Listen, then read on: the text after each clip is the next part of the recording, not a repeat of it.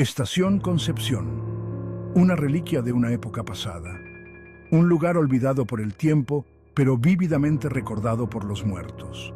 Sus antes grandiosos pasillos ahora resonaban en silencio.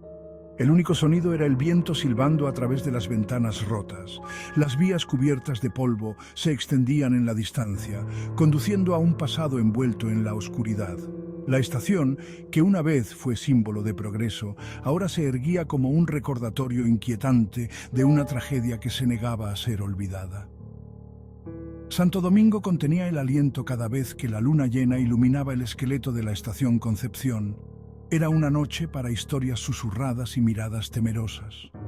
La estación, decían, estaba embrujada, no por un espíritu solitario, sino por un tren entero y sus pasajeros, congelados para siempre en sus momentos finales y aterradores.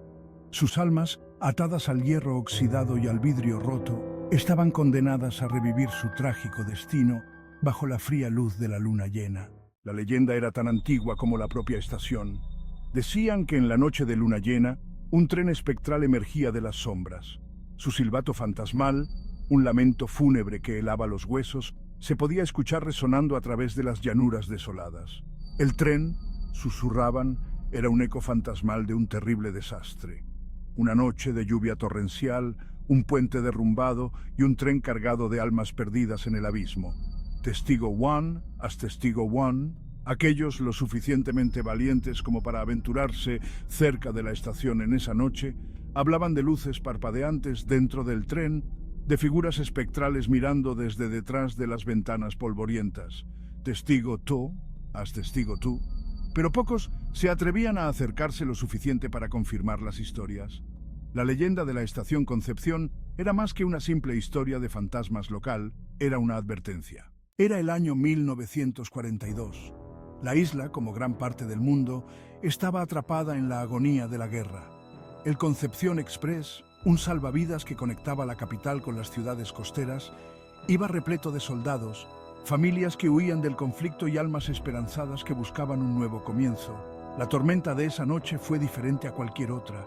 La lluvia implacable azotaba el tren y el viento aullaba como una banshee, ahogando incluso el rugido del motor. Entonces, sin previo aviso, el puente cedió.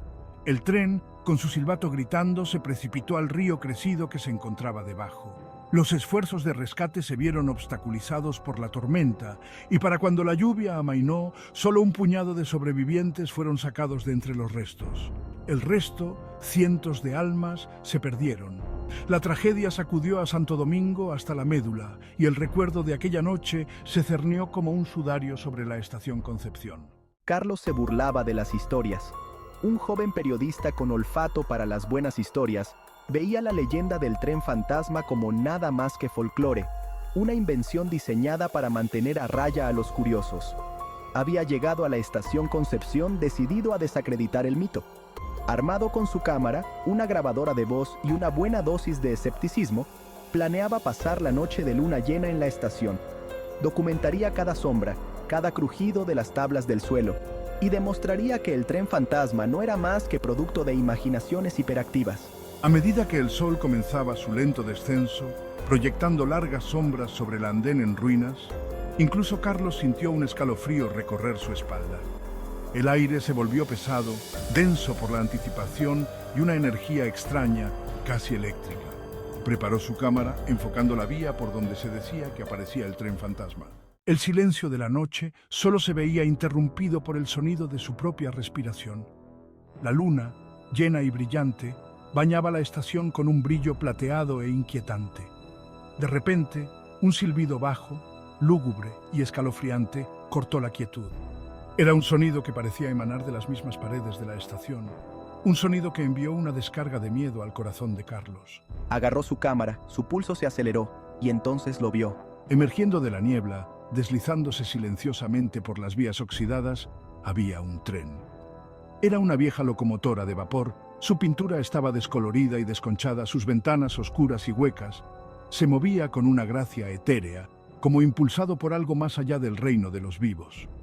El tren se detuvo frente a él, su silbato fantasmal resonando en la noche. El terror lo paralizó en el lugar. Observó paralizado cómo las puertas del tren se abrían con un crujido,